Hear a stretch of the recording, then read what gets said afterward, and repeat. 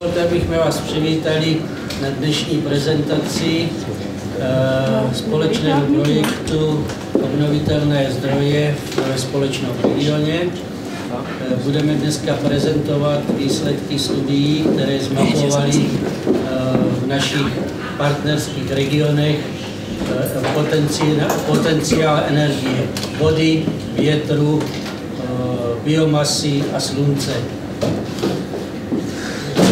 Kdo ještě nezná, tak bych tady představil pana Jaroslava Barcaje, předsedu regionální rozvojové agentury Senica, který je naším partnerem v tomto projektu, a předal bych mu krátce také slovo.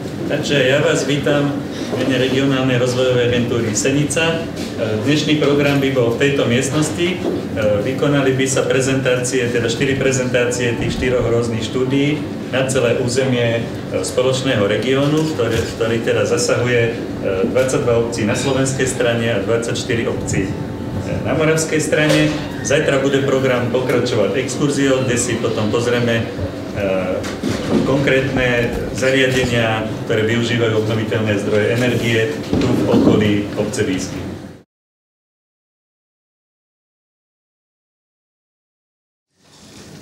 Každá z tých štúdií, vlastne ja teraz hovorím o vetre, ale myslím, že tá štruktúra je veľmi podobná vo všetkých 4. Mapuje, aký je súčasný stav, potom zmapovať, či už niečo je tu zistené, vypočítané a tak ďalej. Potom kolegovia ma doplnia, ktorí za tie iné teda odbory budú chcieť. Vytipováva nejaké lokality, či už teda z pohľadu vetra veterné. Snaží sa urobiť nejaké meranie alebo konkrétne čísla získať, že či to tu má zmysel alebo nemá ten obnoviteľný zdroj. Nejaký prehľad podnikateľských zámerov, ale teda návrh nejakých typových riešení a nejaké vyhodnotenie. Samozrejme posledná kapitola tiež dôležitá, či je možné získať nejaké finančné zdroje na to, ako to vykonať. Môžeme ísť ďalej o jeden. Neviem, počujú ma všetci? Stačí tak, že nemám veľmi silný hlas, ale...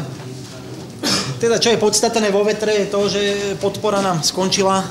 Končí teda koncom roka, ale projekt dneska začínať sa už nedá stihnúť za rok, takže naozaj len pre tie menšie, aj keď veterné elektrárne mali pomerne konštantnú podporu, ale je vidieť teda, že tá zmena politiky prináša aj takéto riziká. Môžeme ísť ďalej. Jeden slajdík.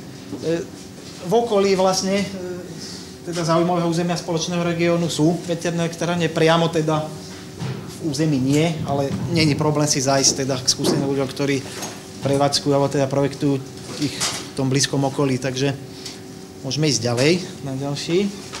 Takže táto štúdia vlastne zmapováva tieto veci, vždy je len jeden príklad z toho uvedený, všetko nájdete v tom plnom texte, ktorý má vyše 150 strán zmapované, takže napríklad Protivanov 2, môžeme ísť ďalej.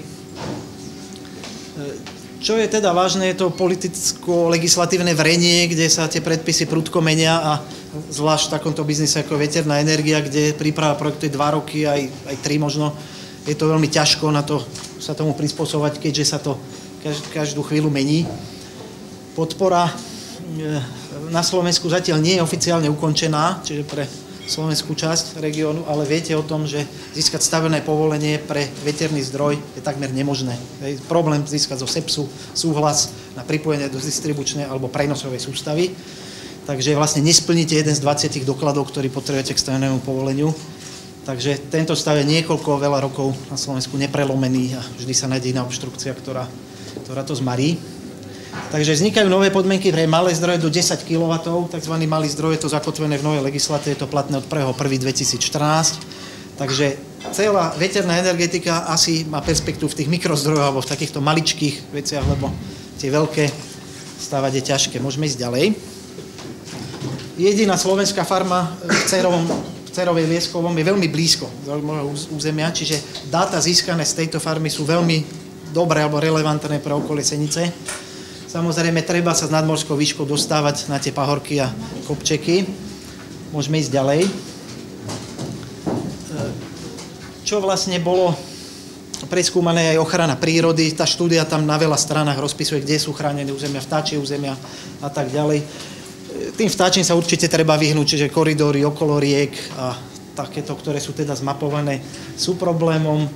Čo sa týka českej strany územia, je to tu ďaleko, by som povedal, menej obsadené tými chránenými územiami, čiže pozícia je jednoduchšia alebo ľahšia. Môžeme ísť ďalej.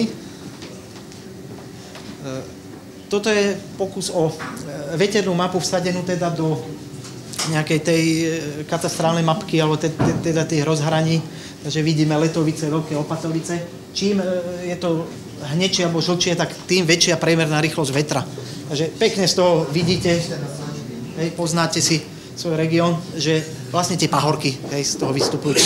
Čiže na tých pahorkoch fúka lepšie, v údolných polohách nie. Je to celkom ako logické, teda, že kde asi hľadať tie vhodnejšie miesta. Môžeme ísť ďalej. Na slovenskej strane platí to isté, prevláda severozápadné prúdenie, takže hrebenie kolmo orientované na severozápadný smer sú vo výhode. Ten vietor ich potrebuje obtiecť a tým pádom tam zvyšuje svoju rýchlosť. Je to o meter za sekundu menej ako na českej strane, tá celá mierka je posunutá, čiže dá sa povedať, že tá veternosť není ideálna, ale teda ešte v tých vyšších miestach nejaká je. A dostávam sa vlastne asi k meritu veci, že celé to má zmysel v tom, že sme vedeli, či sú tu dobré lokality a či to má nejaký ekonomický zmysel. Takže pri vytipovaní lokalít bolo treba uvažovať s nejakými aj prekažkami, nadmorskou výškou a návratnosťou. Tento obrázok je len za to tu daný, že ak budeme hovoriť o mikrozdrojoch, tak treba dať veľký pozor na miestne prekažky, čiže nedá sa to postaviť za stodolou, kde je turbulencia. Môžeme sa posunúť na ďalší, poprosím. Takouto formou v tej štúdii je uvedených 10 lokalít vytipovaných, kde sa potom ďalšie výpočty sústredili na to, aby sme zistili, či teda to tam má nejaký ekonomický zmysel alebo nie. Takže toto je len jedna z nich.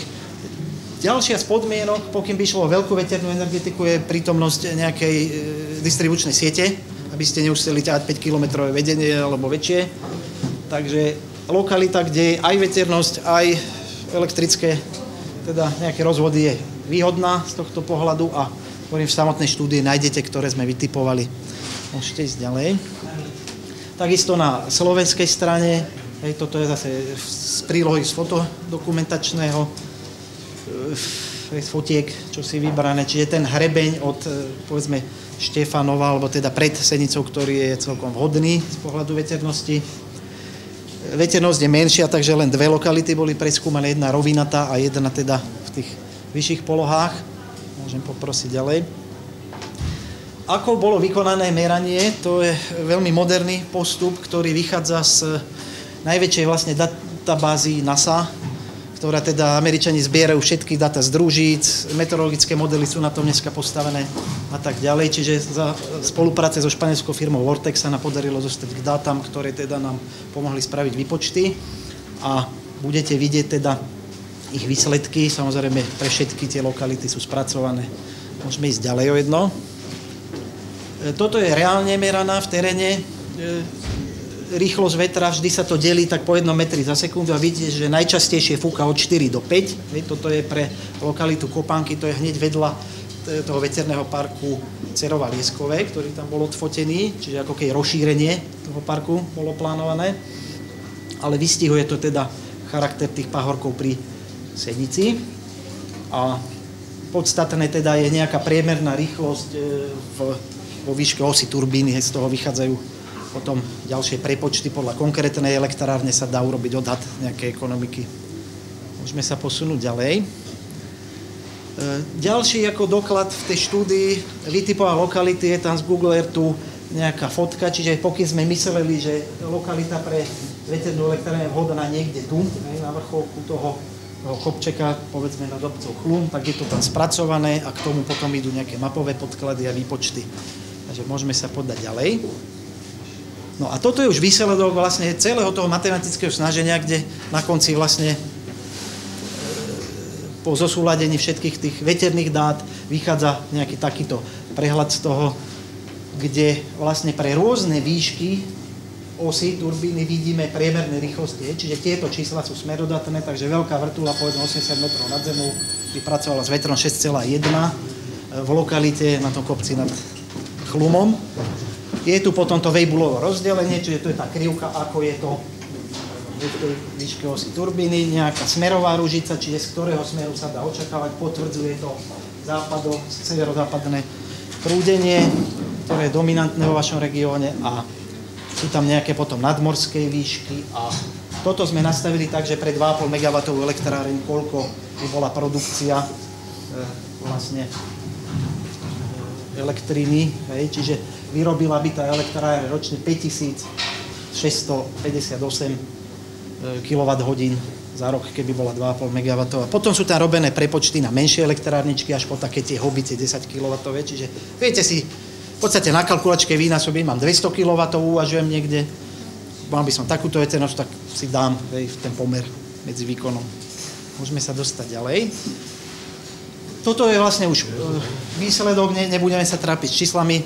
Pre každú tú lokalitu, ktorá bola vytipovaná v tých jednotlivých výškach, výška 10, 80, 100, potom nejaké merné energie a nejaké faktory využitia. Toto reprezentuje 25%, znamená, ako keby štvrť roka išla na plný výkon. Čiže ak mám megawatovú, tak mám štvrť roka ten megawatt a zvyšok sú tie časy, ktoré teda nefúka. Môžeme sa posunúť ďalej. No, to je legenda, vlastne k tomuto preskočíme. No, potom využívanie teda dotazníkový prieskum v Českej republike a rozpracované projekty v Slovenskej republike sa, by som povedal, ľahšie zistujú, nakoľko teda to sú veľké stavby, idú cez posudzovanie životného prostredia a tie teda sa centrálne evidujú na Slovensku a je možnosť prístupu k tým dátam. Môžeme ísť ďalej.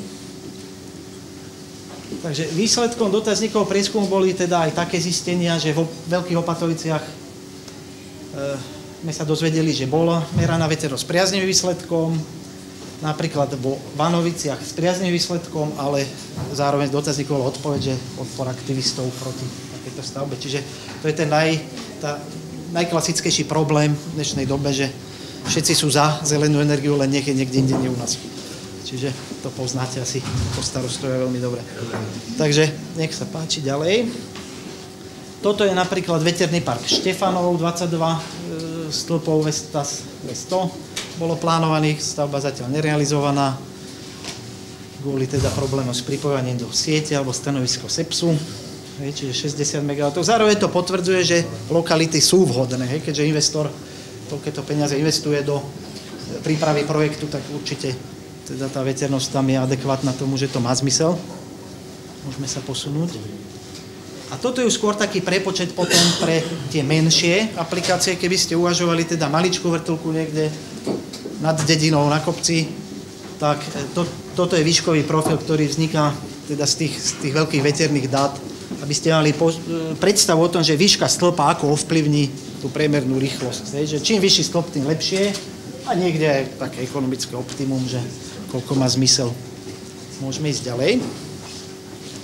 Samozrejme, keď chceme dostať nejakú rozumnú ekonomiku, musíme zobrať konkrétnu veternú elektráreň, výkonová krivka, pri akom vetre koľko vyrába.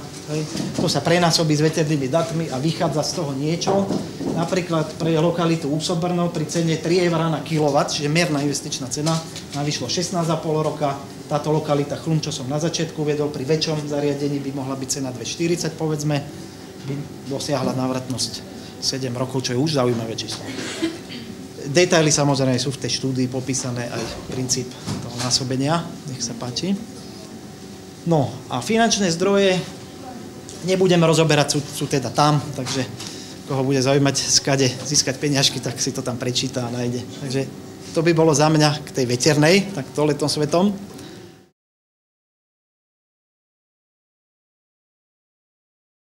Tá prvá časť sa rozpadá zase na ďalšie takéto niečo, že je to teda detailne tam rozobrané, tiež môžeme preskočiť.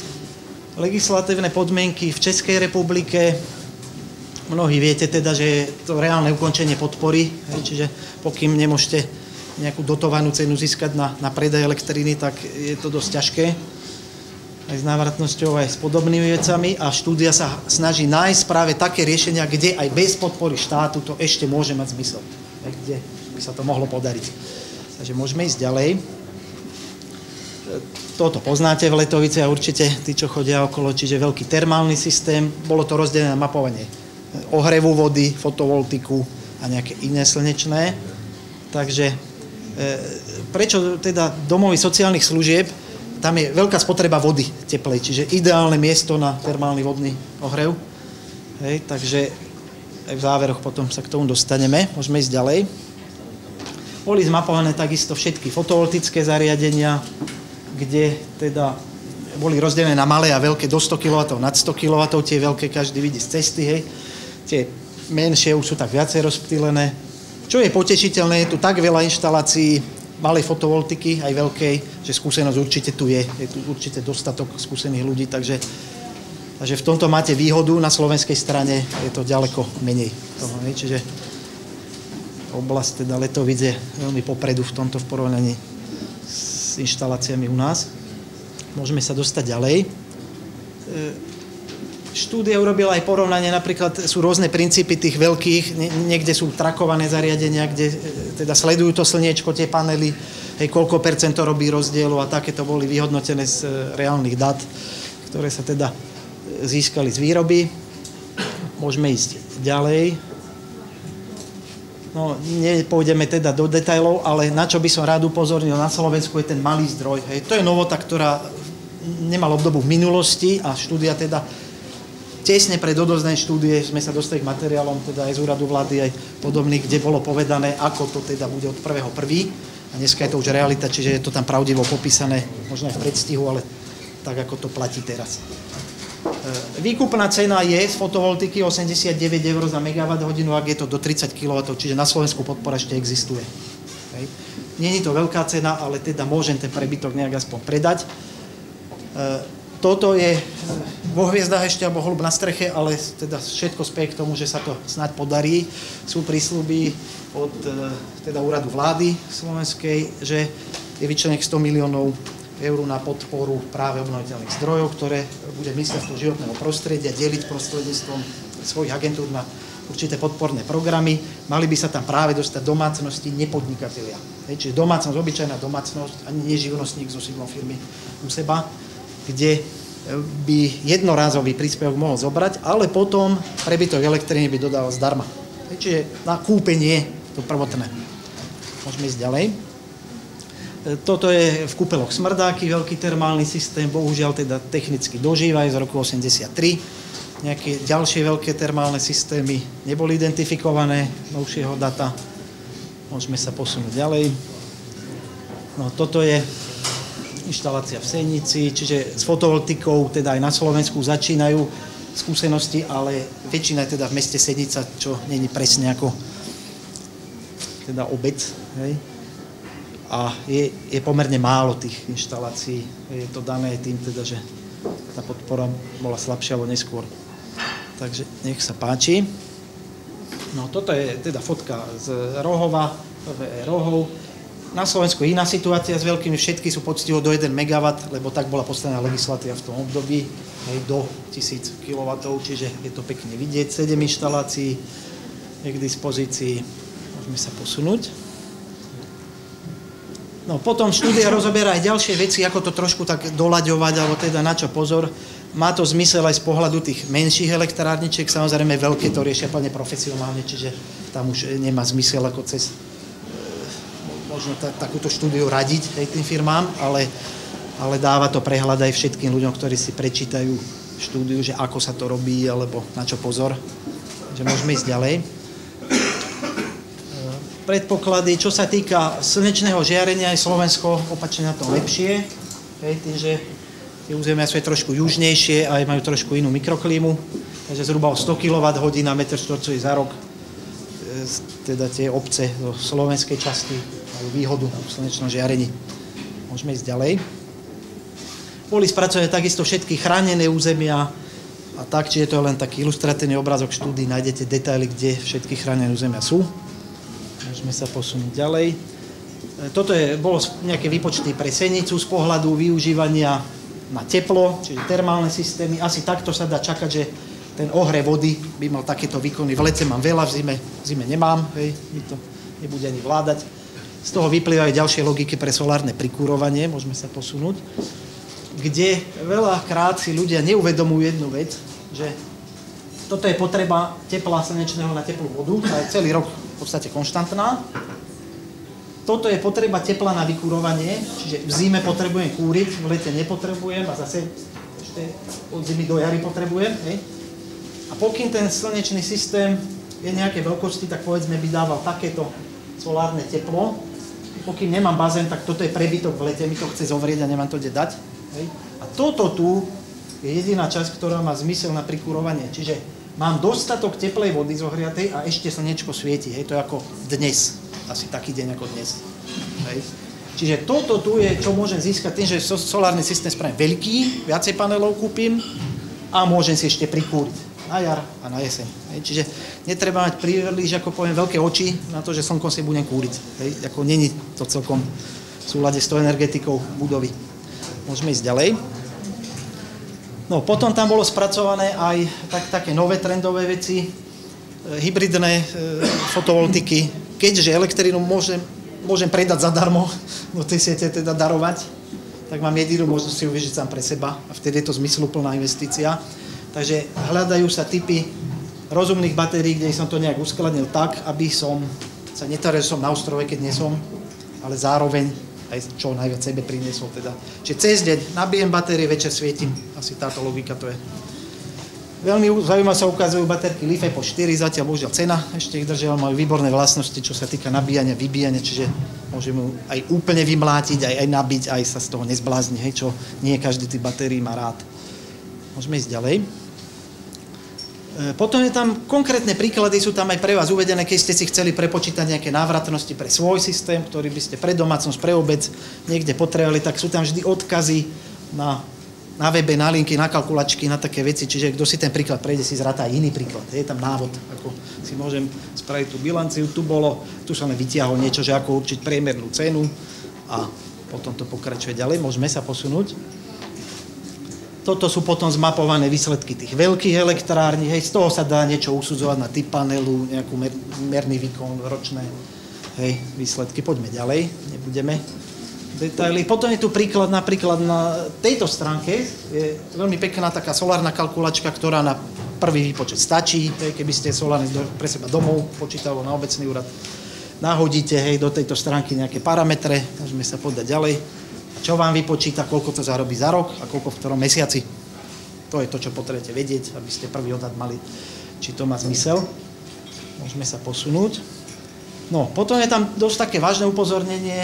Fotovoltická elektrárne malá v rodinnom dome, pokým neurobím špeciálne opatrenia, že to je normálny on-grid, že cez deň to vyrába, tlačí do siete a len občas sa trafím, že zapnem na pračke pranie, keď svieti slnko, hej, tak poviem. Tak to dojde asi k takejto praxi. Toto je elektráreň, ktorá mala takú ročnú výrobu, ako je ročná spotreba domácnosti, poviem 5000 kWh výroby za rok a 5000 domácnosť minie. Takže bohužiaľ v zime slnka není, potrebujem aj kúriť, aj všeličo. V lete je slnka veľa a zase nemám čo pozapínať, hej, taká klíma, chladnička a už není čo pustiť. Takže to, čo veľakrát ako dodávateľia tvrdia, že 80% počítajme, spotrebujete, hej, z toho 5 kW zdroja v domácnosti, nie je pravda. Spotrebujete možno 25-30%, ak neurobíte špeciálne opatrenia. Čiže pozor na také ako dakedy sľuby, alebo tak treba tú realitu aj vnímať, ale dá sa to dosiahnuť tými vylepšeniami, potom sa to dá posúvať lepšie, je to tam celé vysvetlené ako. Hej, takže môžeme ísť ďalej. Potom sú tam nejaké návratnosti spočítané pre niektoré konkrétne príklady. Hej, keď sa zobral ten modelový príklad, čo bol na tom grafe, tak to vyšlo, hej. Dá sa povedať, že dá sa cena vyrátať opačne. Poviem si návratnosť a vyrátam, do akej ceny to musím kúpiť. Hej. Ak je to drahšie, to nechcem. Ak je to lacnejšie, chcem. Dosiaľ som lepšiu návratnosť. Čiže asi v tejto logike sú tam postavené konkrétne príklady. Môžeme sa posunúť. Veľká dilema dnešnej doby, či ohrievať vodu slnkom, termálnym kolektorom, alebo už rovno fotovoltickým panelom. Ťažká dilema. Treba sa rozhodnúť už pri novostavbe dopredu, lebo potom to všelijako doliepať býva problém alebo zbytočná investícia. Veľmi pekný článok aj na TZB Info od pána Bechníka bol, ktorý sme teda, tam citujeme nejaké veci z toho. Účinnosť fotovoltiky 19%, hej, dobré panely dneska. A ak bude veľký teplný rozdiel, že chcem v zime zohrievať vodu, tak je to lepšie to fotovoltikou ako tým vodným systémom. Čiže ani vákuový kolektor už to veľmi nezachráni, ak potrebujem väčší rozdiel ako nejakých 40 stupňov Celzia. Hej. Takže No, potom správne, ako sa dimenzuje teda ohrev solárny, čiže nemá význam, aby to v lete vrelo a nemá to kde dať, lebo už mi to kazí návratnosť potom. Hej, mám veľa panelov a nevyužívam ich, takže je to škoda toho. Samozrejme zase odkazy, kde si to môžete prepočítať a vyladiť ten systém pre seba. Môžeme ísť ďalej. Prehľad teda podnikateľských zámerov, fotovoltika, hej, hlavne. Takisto nájdete v štúdii, hej, že plánovaná výstavba, napríklad túto Cetkovice vyplnili, že áno. Hej, môžeme ísť ďalej. No a potom, čo je, myslím, že by mohlo byť cenné pre veľa ľudí, navrhnuté typové riešenia, že čo by asi v dnešnej dobe ešte mohlo mať zmysel, kde sa dá dosiahnuť nejaká teda tá ekonomika systému, takže takéto, hej, pre ohrev vody, kombinácia s biomasovým kotlíkom v domácnosti, s tepelným čerpadlom, pomerne trendové riešenie momentálne ako na západe, ale dodnes bolo zaznávané, že si konkurujú tie systémy, ale keď sa to dobre vyladí, tak nemusí to tak byť. A potom veľké ohrev vody a fotovoltika pre domácnosti. Môžeme ísť ďalej. No potom trošku upozornenie, že takéto riešenie je dobré na leto, ale určite nie na zimu. Takže tá stará osvedčená klasika, ako z toho vychádza stále najrozumnejšie. Dobre to robili aj pred rokmi a platí to aj dnes. Takže radšej teda zásobník teplej vody vnútri, ukrytý v dome. Môžeme ísť ďalej. No, ťažšie už je to teda u tých ďalších systémov, možno také upozornenie, nejaké jednoduché riešenia, predohrevy spiatočiek alebo takéto veci. Problém všetkých obnoviteľných zdrojov na teplo je v tom, že by ste potrebovali podlahové kúrenie. Ak ho nemáte, no dom rozbiť nejdete kvôli tomu. Takže potom sa hľadajú náhradné riešenia, ktoré by mohli trochu aspoň pomôcť. Môžeme ísť ďalej. No, veľmi zaujímavá ešte myšlienka tam bola rozpracovaná. Dnes na trhu je dostatok takých tých malých tepelných čerpadielok spojených s solárnym panelom na ohrev vody. A oni sú určené vlastne na ohrev vody, ale akože teplej užitkovej vody. Ale pokým mám teda super stavbu, že mám nízkoenergetický štandard a až pasívny rodinný dom, tak tie vykurovacie výkony sú 2-3 kW. Takže tento stroj môže rovno byť ako kotol považovaný na vykurovanie celého domu. A to veľa razy ani sám ten výrobca nie, že netuší, ale neponúka tak. Takže je to riešenie pre tie pasívne domy, lebo tam sú chudáci vyšachovaní. Plynový kotol 2 kW nikto ešte nevidel. Však varič má 4 kW, normálne jedna platnička. Potom priamo výhrevné kúrenie, no tiež sa dá diskutovať o tom, ale nie je to ideálne z pohľadu spotreby. Môžeme ísť ďalej. Takže potom tam riešime aj väčšie nejaké systémy pre tie domovy sociálnych služieb, nebudem rozoberať. No a čo by mohlo zlepšovať ako návratnosť fotovoltiky je práve dobrý energetický manažment domácnosti. Čiže už to nemôže dneska ísť tá fotovoltika, že panel vyrábam a uteká mi to teda do distribučky, čo neminiem. Potrebujete to zoptimalizovať. Najlepšie do teplej vody sa to robí. Pokým teda mám nejaký dobrý akumulátor energie, tak teplá voda v domácnosti to vie spotrebovať. Solárne systémy pre podnikateľov, tam bolo ako typové riešenie predajne potravín navrhnuté, chladí sa v lete, svieti sa v predajne, čiže je to otváracie hodiny väčšinou cez deň, čiže dobrý súlad solárneho zdroja a spotrebiča. Čiže treba míňať vtedy, keď vyrábam, to je základná logika. Môžeme ísť ďalej. Typové riešenia, teda tie všetky, ktoré obstoja v Čechách, tak na Slovensku určite, lebo keď sme vychádzali z nulovej podpory v Čechách, no tak to sa dá všade už potom, to sa podarí. A okrem toho ešte jeden rozdiel na Slovensku podľa novej legislatívy od 1.1. Môžeme ísť ďalej. Je legálne v bytovom dome každý byt svoja fotovoltika. Uvidíme teda, čo to prinesie, keď ľudia húfne požiadajú o to.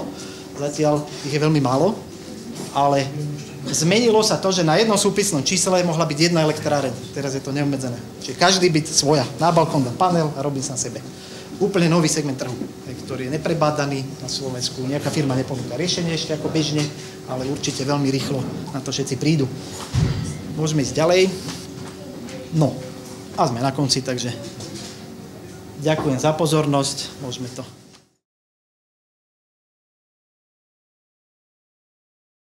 Já bych navázal na kolegu ze Slovenska, jenom pro dokreslení, jak zpracovala slovenská strana fotovoltaiku A ten druhý projekt, tak my jsme zpracovali, co se týká teda využití biomasy a využití malých vodních elektráren. Co se týká jít do nějaké teorie a technických věcí, zde nemá smysl, protože je zde široké spektrum lidí a zítra to uvidíme konkrétně, kde se budeme bavit, když budeme stát například u fotovoltaiky, budeme stát u malé vodní elektrárny, jo, budeme stát tady v obci, u tepelných čerpadel a tak dále. Takže já bych tyto dvě části ještě maličko orientoval trošku jak než kolega a spíš nešel do té teorie, ale vzal to tak všeobecně. Samozřejmě, každá ta studie má pro informací 150 stránek, má stránku technickou, přílohy, ekonomiku a tak dále. A je to vždy pro českou stranu a slovenskou stranu. A každá ta studie měla v té části začáteční, kde měla z hlediska těch stávající legislativy, to znamená zákonu, co je povoleno, co se může dělat, co se nemůže dělat a tak dále.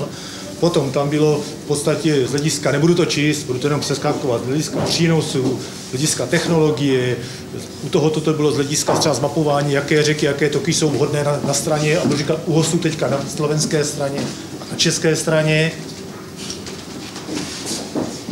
Různé vlivy staveb, ekologii a tak dále, a tak dále. Tohle můžeme? No. Tady vidíte, jak říkal pan Barcaj na začátku, pro dokreslení, kdo to ještě třeba neví, tak zde je vidět česká strana, slovenská strana. To jsou ty regiony. Zmapovalo se veškeré toky, veškeré potoky. Mě tam je starostí z Cetkovic, starostí z Výsek, jestli to tam je vhodné, není vhodné. Všechny tyto obce a jejich regiony se vzali do potaz, má něco stavět, nemá cenu stavět. V drtivé většině to dopadlo tak, že to nemá cenu, protože pouze samozřejmě šlo se na straně slovenské Myjava, Teplice a dvě velké řeky, kde jsou konkrétní místa vyjmenované. A v té studii to je zpracováno tak, že po stránce zase skočím na začátek, po straně technické, technologie, co je potřeba, k tomu ekonomika, návratnost a samozřejmě ukazuje se, ano, je to finančně zajímavé pro investory. Na české straně Svitava, ta protíká tedy, když vezmu tou přes Letovice, potom směrem dolů na Brno, a zde byly třeba jsou to Křetínkou zajímavé, Skrchov nemoc, a Křetínka, a tady jsou jenom pro dokreslení dva menší potoky. Naposledy se rozloučíme s touto fotkou, je to potok, kde se dá dát takhle velká elektrárna, říká se tomu mikroelektrárna, stojí x 10 000 korun, hodí se, když to mám vedle chatu a potřebuju elektriku na osvětlení, na ledničku, na televizi, to je všechno vlastně neutáhne. No, dál. A tady už jsou vybrané jenom pro dokreslení, abyste viděli, co se třeba za ty lokality. Jo. Takže je tam konkrétní vyčíslení průtoku minimálního, když je sucho, průtoku průměrného a tak dále. To jsou zpracovány přesné mapy s údají a tak dále. A to se musí ctít. Řeknu příklad, budete stavět elektrárnu, budete stavět tu malou vodní elektrárnu, narazíte tam na první problém, to je připojení do sítě. Ano nebo ne. Druhá otázka je, za vám dané povodí tam povolí postavit tuto elektrárnu, a samozřejmě třetí důležitý bod ryby, živočichové, čolci, žáby a tak dále. My mohli tam chodit a nezlikvidovali jsme to. Dál. V podstatě zase toto už je nějaká vhodné pro malou vodní elektrárnu, ale to jsou malé výkony.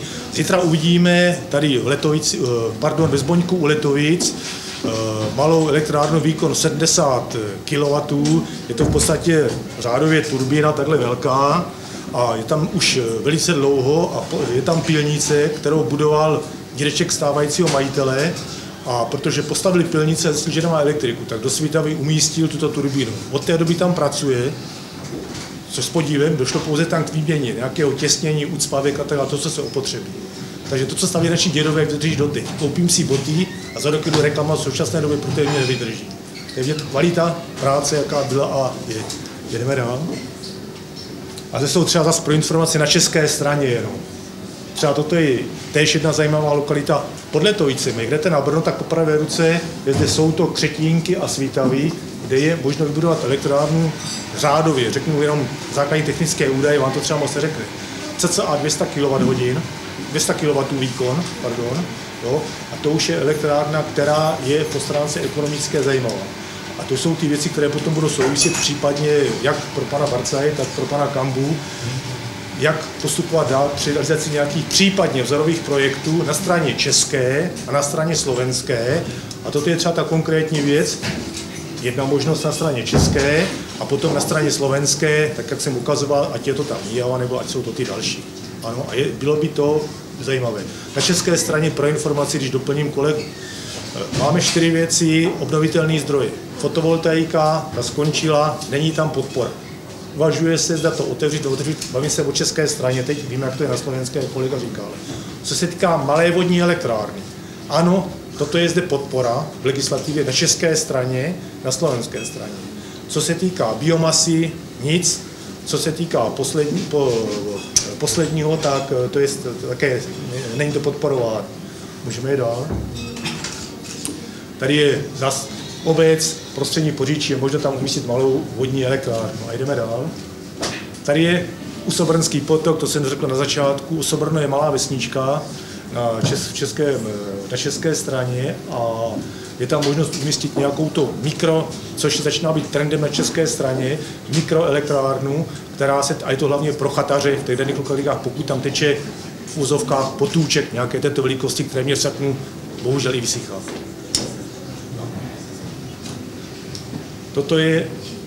Toto je všechno, co se týká malých vodních elektráren. Nechci tady zabíhat, říkám ještě do nějakých detailů, zítra to uvidíme, aby si řekne vám pár slov třeba i ten majitel k tomu a to bude daleko zajímavější. Máte k tomu ze strany pana Barce nějaké otázky ze strany české? Existuje nějaká finanční podpora, co se týče stavitelů? Takže, co se týká obecně, co se týká obnovitelné zdroje, jaké můžete získat podpory, v podstatě je možno získat nějak dotace, je to připravováno v oblasti solární, hlavně solárního ohřevu, a to je umístění panelu na střechu, konkrétně řeknu. Já mám na svém rodinném domě 2 panely, v garáži takovou tu velkou 300 litrový zásobník, na to byla podpora a zase bude podpora a je to zelená úspora, která bude vyhlášena 1.4. Ne, co se týká malých vodních elektráren, tam ukazuje se, zda bude možnost čerpat nějaké dotace. To se teďka v současné době řeší. Řeší se to na české straně, nevím, jak to bude na slovenské straně. To by se uvidělo, zda ano nebo ne. Ale potom existuje ze strany Czech Investu například podpora těchto projektů na straně české v oblasti malých vodních elektráren. Nevím, jak je to na slovenské straně. A to je teda podpora individuální, ať je investorem fyzická, právnická osoba, nějaké sdružení a tak dále. To jsou ty náměty na to další přemýšlení, co je.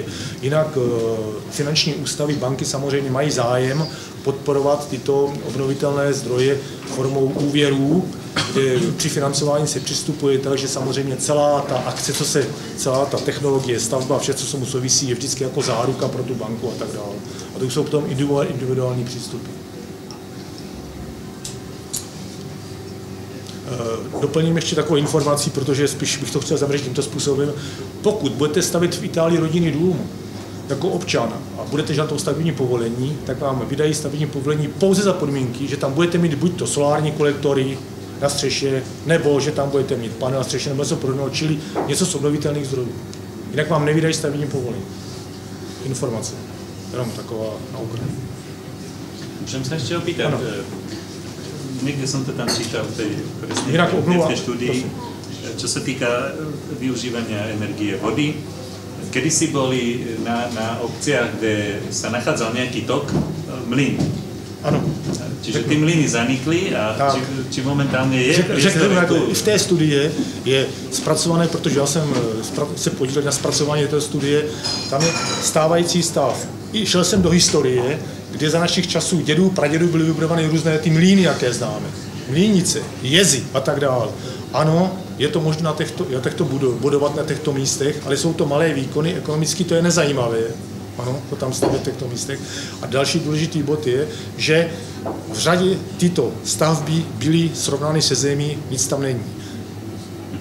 Jenom třeba pro informaci, na podpora malých vodních elektráren na české straně je při tom výkupu podporováno 3 koruny za výkupu za kilowatt-hodinu, ano, a nevím, kolik to je z paměti na slovenské straně, mluvám se. Ale v podstatě tyto všechny studie 4 budou umístěny na internetu, tam, jo, takže je možné se tam kdykoliv co najít, kdokoliv se bude potřeba se na to podívat, nebo mě někdy večer, když bude pršet. Ja som myslel skôr tak, že keď tam tento je a niekedy možno v minulosti tam existovala nejaká mlynica alebo niečo podobné, že či sa zaoberať aj tým, teraz myslím na využitie tej energie priamo na mieste, ne na predaj do siete, ale využitie na mieste.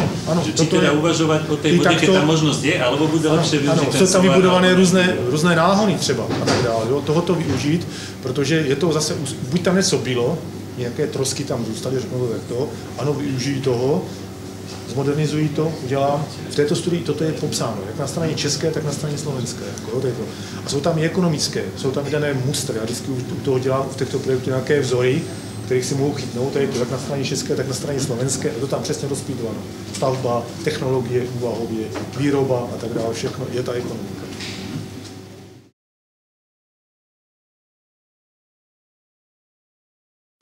Co se týká biomasy, ale prosím, tak v podstatě je to kouzelné slovíčko a nikdo neví, co to je pořádně. Řeknu takhle, typickým příkladem, a teď bych řekl něco přátelům ze Slovenska. V televizi, v české televizi běžel každý pátek, uváděl to moderátor, pan Kraus, ty si tam zve 3 hosty, trvá to asi hodinu ten pořád. Vystupovala tam přítelkyně pana Bursíka, což je ministr životní prostředí, ex-ministr životní prostředí, jmenuje se Kateřina Žák. A je to poslankyně, sedí v té nejvyšší komisi, co se týká životního prostředí, bojuje za zelené a tak dále a tak dále. A dostala těžkou otázku, co to je biomasa. Ona to nevěděla. Ten pořad trval asi 20 minut s ní, dopadlo to katastrofálně, protože se jí nakonec pan Kraus ptal, co to je teda, tak mám banán a je to biomasa, můžu s tím topit nebo nemůžu. A to skončilo tak, že ona nevěděla vůbec, co to je. Obrovským trapasem, a to potom trvalo asi 2, 3, 4 měsíce, jak ukazovali nějaké vyšší, jsou určití lidé. Ale to jenom jsem odběhl. V podstatě biomasa je řada věcí kolem masa. Je to rozdělené do takových 3 hlavních skupin. Ukazovat tedy s dovolením brejlemi. Říkají, je to všechno ve slovenštině, omlouvám se, a naši kolegové už všechno tomu rozumí. Jednak to, co dá les, potom polnohospodářská, to si řekneme, to je, co vidíme na polí a dobytek, a potom odpady. Pavle, pojedeme asi dál, já to budu říkat.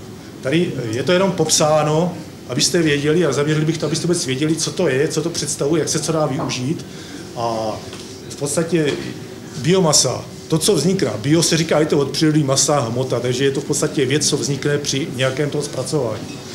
A teď víte, lesní hospodářství, čili co mi dá les, dřevozpracující, zemědělství, potravinářství, odpady a tak dále. Pojedeme dál.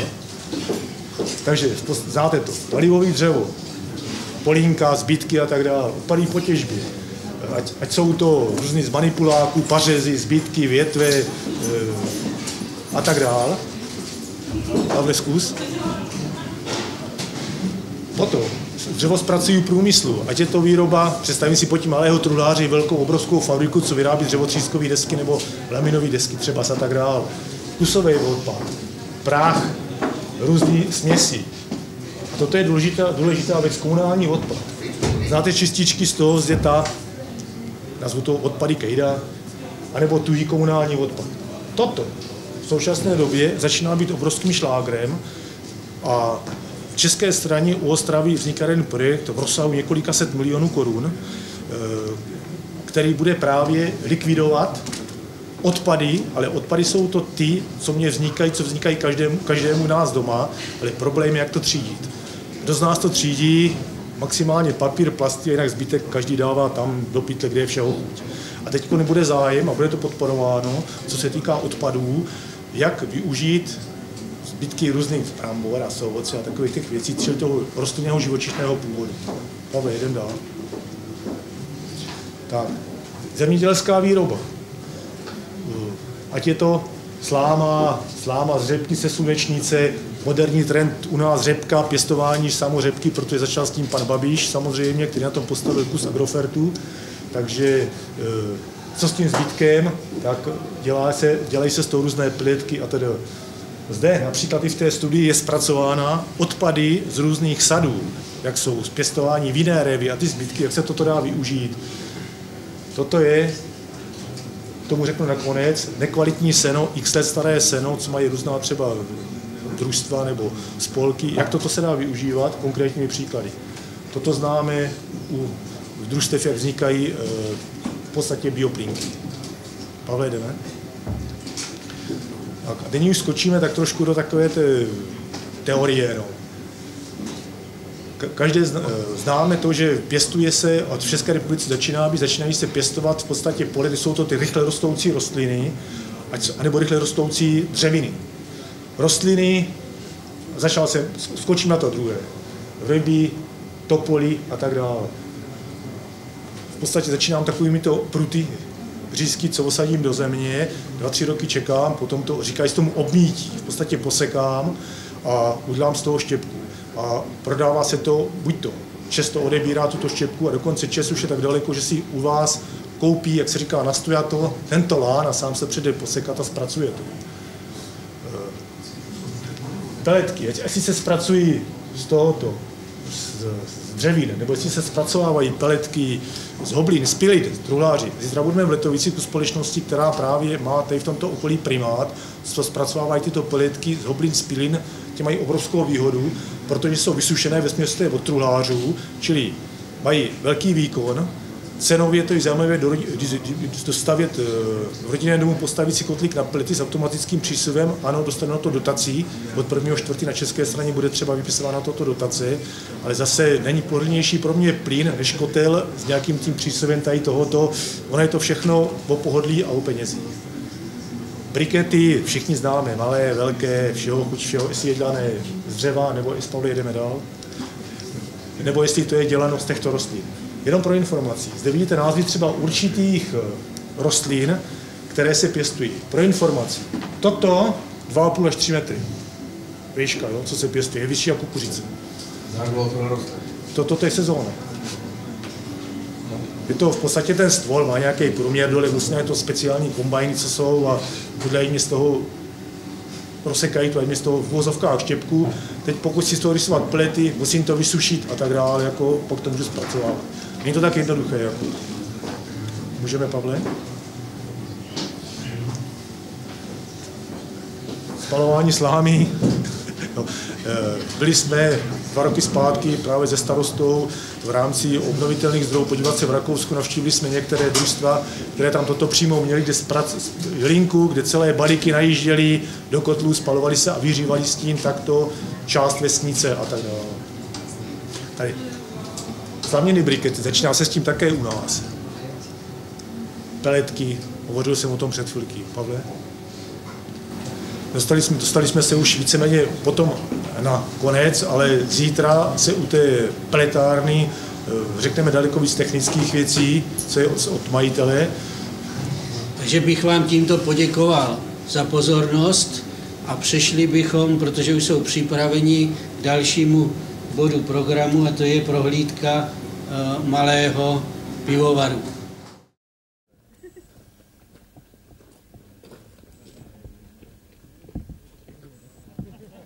Nyní se nacházíme u 2 objektů fotovoltaických elektráren v katastru obci Výsky. Jedna elektrárna má výkon 1,3 MW, druhá elektrárna výkon 1,6 MW. Obě dvě byly realizovány v roce 2010 a obě dvě elektrárny dodávají plný výkon do sítě E.ONu. Z technologií lze říct toto, že byla použitá čínská technologie z panelů, tak jak je to nyní současně v celé Evropě, a ostatní zbývající prvky jsou všechno české provenience. 2 čínské firmy, které jsou v současné době nejsilnější na světě, jedna se jmenuje Trina Solar, odtud jsou tyto panely, druhá Ingli, v podstatě umístili se na nejvyšších postech celosvětově po stránce kvality. Nyní se nacházíme v centru obce Výsky, a to u objektu, který se nazývá Orlovna, na kterém bylo v roce 2009 v projektu obnovitelné zdroje energie vybudovaná fotovoltaická elektrárna o výkonu 19 kW. Tato elektrárna z hlediska technologie byla vybudována z panelů firmy německé Solon, a tam byly použity střídače německé a zbytek všechno bylo z českých výrobků. Výkon této elektrárny je též dodáván tady do místní sítě pro E.ON.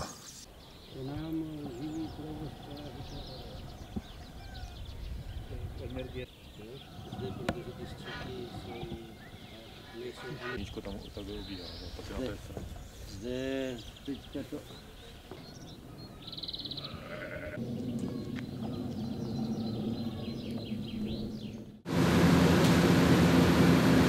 vítám vás na naší bioplynové stanici. Je to bioplynová stanice zemědělského typu, to znamená, že jako materiál se používají čistě jenom zemědělské produkty. Největší složkou jsou rostlinné produkty, to znamená kukuřice, jetelotravní senáž, travní senáž, žito, čirok. Výkon bioplynové stanice je 1 MW, takže 1000 kW. Bioplynová stanice se začala stavět v roce 2010 a spuštění bylo v srpnu 2011, kdy byly spuštěné první 2 motory o výkonu 640 kW a následující rok, srpen 2012, byl spuštěn 3. motor o výkonu 360 kW a tedy navýšení na těch současných 1000 kW. Veškerá energie, která se tady vyprodukuje, tak je prodávaná do sítě E.ON a vlastně není to teda úplně čistě veškerá energie, která se vyprodukuje, protože část té energie spotřebovává sama ta bioplynová stanice na svůj vlastní provoz. Další součástí, co tady ta bioplynová stanice produkuje, je teplo, to je takzvané odpadní teplo. My v současné době využíváme toto teplo na vytápění budov v areálu, dále na sušení dřeva a taky pro sušku v období žní na sušení obilí. Část tepla taky využívá bioplynová stanice vlastně při ohřevu materiálu ve fermentorech a v dofermentoru a část taky na provozu vinných, na odsyření a podobné věci. Jak jsem říkal, vlastně máme 3 motory, jsou to motory firmy Agrogen, jsou to speciálně upravené motory na čistě bioplyn, není tam žádný přístřik LTO nebo něco podobného. Tady je vlastně takhle, takže tady je vstupní část, zde vidíte silážní jámy, kde je vlastně uskladněn ten materiál, který se používá do té bioplynové stanice. Tady za námi jsou 2 krmné vozy, kam se materiál dává a z těchto krmných vozů vlastně putuje do těch fermentorů. Fermentory máme 2, v těch probíhá první část fermentace a potom jeden dofermentor, kde probíhá jakoby sekundární fermentace. Z dofermentoru potom jde materiál do koncové jímky, kde je uskladněn a vlastně z koncové jímky se potom odváží na pole na hnojení. Ten materiál, který z toho vychází, tomu se říká digestát. Ten se dále může vlastně rozkládat, nebo separací se rozdělí na fugát, což je tekutá složka, a separát, což je pevná složka. Fugát, ten se dá využít pouze zase pro hnojení na poli. Ten separát už má trošku víc využití, jednak zase hnojení na pole. V některých podnicích ho používají pro stlaní v živočišné výrobě a taky už jsou firmy, které využívají tento separát pro výrobu peletek a podobných věcí. My v současné době, jak říkám, tak vlastně používáme pouze pro to hnojení na tom poli. Zvažuje se vlastně přestavba živočišné výroby kravínu, který máme v Uřicích, a je jistá varianta i proto, že by se separát využíval pro to stlání těch kráv. Teplo, jak jsem říkal, co zde máme, tak v současné době využíváme pouze pro ten areál, ale v plánu, nebo je projekt udělaný, kterým by se teplo natáhlo dolů do obce a využívalo se k vytápění jak komerčních budov, tak i bytových prostor nějakých. Tak v současné době čistě toho rostlinného materiálu, který dáváme, tak denní dávka je 36 tun, plus k tomu je zhruba 32 tun hovězího hnoje, plus nějakých 40 kubíků vody na ředění. Ideální délka zdržení toho materiálu je kolem 60 dní. My v současné době toto nedosahujeme, máme tam zhruba kolem 45 dní, takže ten proces není úplně ideální, jak by měl probíhat. Ale je trošku závislý na tom, jaký byl loňský rok a že ten materiál prostě nebyl v takové kvalitě a v takovém množství, jaký měl být.